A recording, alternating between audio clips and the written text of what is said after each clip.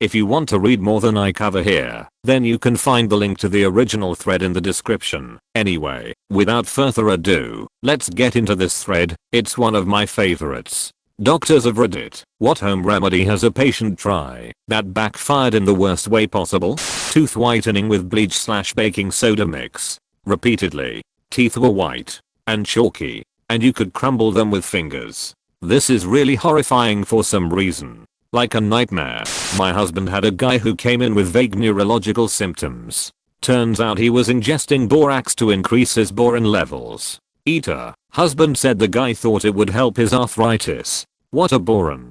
I'm a physical therapist. A lot of my patients joke about needing WD-40 for their creaky and arthritic joints. Had another patient make this joke a few years ago. I politely laughed. He then leaned in real close and said, but sometimes I really spray some WD-40 on my knee and rub it in and it helps. Placebo is a wonderful thing. Did he have a heart? I heard a similar story about a guy who needed oil or would freeze up. I remember a guy who came to the ER for a painful ear infection and his ear was a real mess. When I asked him what exactly he had done to treat it, he told me that first he stuck some minced garlic, then he poured alcohol into it, and then he shoved a cigarette, which, obviously, didn't get very far, but still managed to burn him quite a bit. Wait, he shoved the lit end of a cig in his ear. Exactly. We had a patient in our RUC who was having lower back pain, so he put ice on it. He said it felt so good, and he hadn't slept in a few days due to the pain and he fell asleep with the ice pack on his bare skin. He woke up with the ice pack stuck to his skin, and came into the office. He had second-degree burns and the blistered skin was peeled/cut off with the ice pack. Patient came into the ED for basically necrotic toes. She said she tried soaking it. It bleach a few times a day and it just kept getting worse. What is it with bleach anyway? So many comments mention people treating themselves with bleach. I love bleach for its ability to dissolve organic material and clean with minimal physical work. I don't use it on organics I don't want dissolved. One guy thought if he applied some dirt on the wound it would suffocate the bacteria and wouldn't get infected. Honest question, is there ever a situation in which packing dirt into a wound is advisable? I don't see how it could be, but these ideas have to come from somewhere. So do you have any idea if there's any actual reason to do this, or is it all pure ignorance? If the wound is hemorrhaging and you literally have nothing else you can use. But even then, most any article of clothing would be better. Dentist here. Patient had a ceramic crown fall off their tooth. Instead of coming in to see me to resmont it, which is very easy to do, they used superglue themselves. Don't do that. Please. The body does not like super glue. Not a doctor, but an underground mine engineer. I learned through college and from older friends/family in my hometown in Northern Ontario that miners would inhale McIntyre dust or aluminum dust before and after every shift to protect their lungs from silicosis. This was a thing for years between 1920 to 60 or so, especially common in uranium and hard rock mines. It was later proven that it had no benefit against silicosis and has been linked to increased risk of Parkinson's disease, not to mention years of lung disease/illness. To make things worse, it was backed by the mining companies and Canadian government for many years. Had a patient doing urine therapy, which involved putting her own urine in her eyes. Came into the ER with severe conjunctivitis. I don't often have to consult ophthalmology, but I was genuinely concerned she'd permanently lose her vision. Your body gets rid of urine for a reason, people. Leave it out of your body where it belongs. Former EMT and not a doctor, but one time had a patient who decided to cool her fever by dousing herself in rubbing alcohol. She then decided she needed a cigarette. We got to take her to the hospital for burns after her clothes caught on fire. This iced one guy, kind of like a repeating thing every now and then. Sometimes people get cancer and, for whatever reason, fear/not wanting to accept life/etc. They go about with these nonsense therapies. Eventually they start getting really sick. The lucky one have time and can try actual treatment. But it's already happened to me, in only a semi-short time, that people sort of miss the window and the cancer is more or less terminal or at least really out of control. And to a bit of a tangent, but similar, a lot of people also treat their body like crap for years. Then when they are old, they might need something that is fairly severe, usually surgery, but it can be something else like intense physical therapy, but they are just too out of shape and beat up that they can't handle it, and all they can do is start an accelerated spiral down. That's like Steve Jobs. He had the one type of pancreatic cancer that's surgically treatable, but he really didn't want to have surgery, so he tried fighting it with fruit. A doctor here. So many stories. Had a young guy who got a penis fracture from his girl riding cowgirl style, and he decided to just put an ace wrap on it. He was so worried what he'd see, he left the ace wrap on for a few weeks before he came to the hospital because it started leaking pus. When I took it off, I could hardly make out the anatomy, it was so distorted, but he had an open hole into the corpus cavernosa. Urology took him to the OR. Noted. Take dick injuries very seriously. We had an elderly patient trying the Epley maneuver at home to relieve her BPPV, vertigo caused by crystals in the inner ear. The maneuver includes sitting on a bed and throwing yourself back onto your pillow. Harmless. Unless you hit the wall behind you. She suffered a subdural hematoma and had to get her skull drilled and sawed open to relieve the pressure. She died during postoperative care. That makes me extra sad. I've had severe vertigo and was at a point I'd try anything to make it stop. Could have been me easily. We had a patient in the ICU who came in with swelling and necrosis to one of her breasts. She ended up leaving AMA, but came back the next day because it was worse. In the interim, she and her friend sprayed WD-40 on it, assuming that would help. It was an infection from injecting meth. She lost the breast.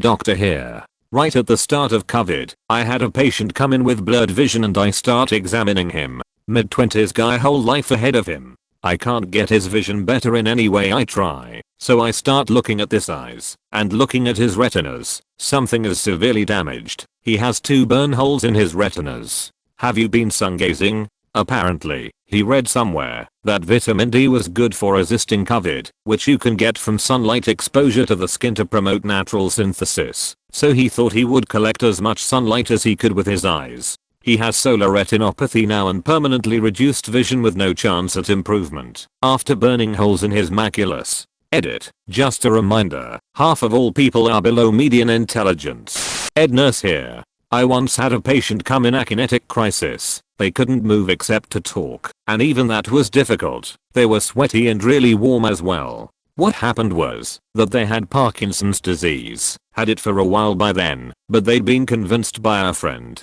to stop taking their meds and visit a Christian faith healer. They were convinced that their Parkinson's had been cured and that their symptoms were caused by their body getting rid of the Parkinson's toxins. One very long conversation with neurology later, we got them started on a couple of medication patches and admitted to the ward.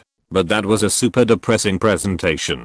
Relatively minor thing I did once, but got a lecture from the ear doc about. I was camping and a bug flew in my ear and died. I thought I got it out with the arm of my sunglasses. I honestly completely forgot about it until like a week later, when my ear was totally infected and swollen. The ear doc was like, next time just come see us. Part stepped on a nail, and instead of just pulling it out, he decided that he should just put his foot in milk. 4 reasons.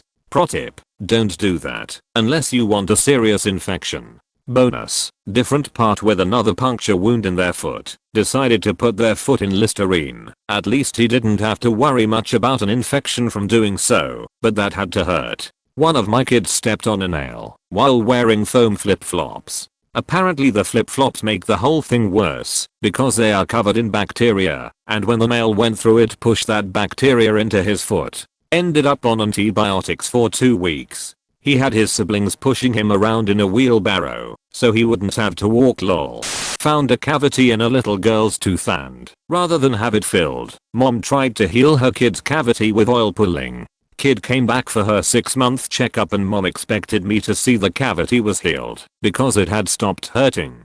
She told the hygienist not to tell me because she wanted me to be surprised when I saw it. The cavity had grown so large the tooth needed to be pulled, massive giant hole in it with tons of decay. You don't have to be a dentist to understand you were looking at a massive cavity. It had stopped hurting because the nerve had eventually died and was causing an asymptomatic infection. Poor kid. My sister is an OR nurse, and apparently putting garlic in your vagina doesn't get rid of bladder infections. But apparently a lot of women try it. She's had 7 in the last 4 years. No no no no. You're supposed to do that when menstruating to keep pesky vampires away. I had a patient in clinic with a large breast mass. We asked how long ago she'd noticed it. She'd known it was there for about a year, but was using anointed olive oil and prayers as treatment. The cancer was advanced by the time she came in. No. I have breast cancer, stage 4. It sucks. The treatment sucks. But somehow, that is worse. I think it's the thought of all the unknown carnage that any metastasis could be causing. At least I know where my mets are and what they're doing. Bones and nothing for now.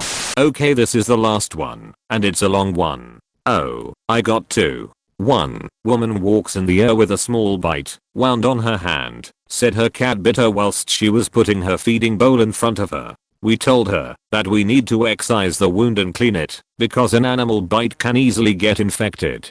Woman goes berserk, starts shouting at us that she has 20 cats at home, that she knows them well, okay, and that she'll just treat it with honey because what do we know about animals and animal bites? Long story short, she's being brought back in the air almost a week later in a septic shock and hand necrosis too. This one is sad. If you're a bit emotional, please do not read. Woman comes with a 5-year-old daughter in the air because she had severe abdominal pain and is constantly vomiting. Apparently the girl had these intense pain for over 8 days. We do blood works, ultrasound, and it's clearly a very swollen appendix which was about to burst. We tell the mother that we should prep for surgery. Then the mother starts asking about alternative therapy. At this moment I thought maybe she wants to try IV antibiotics and watchful waiting at the station. Not much sense according to her blood results and ultrasound. To which I explain that normally at those values, it always ends up with surgery. And the sooner we operate, the better the outcome. She then starts ranting about crystals and Vingara nuts. Then I realized what kind of alternatives she was talking about. Because there was no perforation of the appendix, we didn't have a legal right to take the decision away from the mother. So she took her daughter, snatched the fourth out of her vein, and went out. We informed the police about this possible child endangerment, but 3 days later we get the girl again in the air with the father. Apparently he wasn't home for a long time, and when he got back again and saw what happened, took the kid straight to us. Sadly the appendix burst quite a time before she got to us again, and she was already comatose. Well, that's all I have for today. If you'd like to read more, then just click the link in the description. See you next time.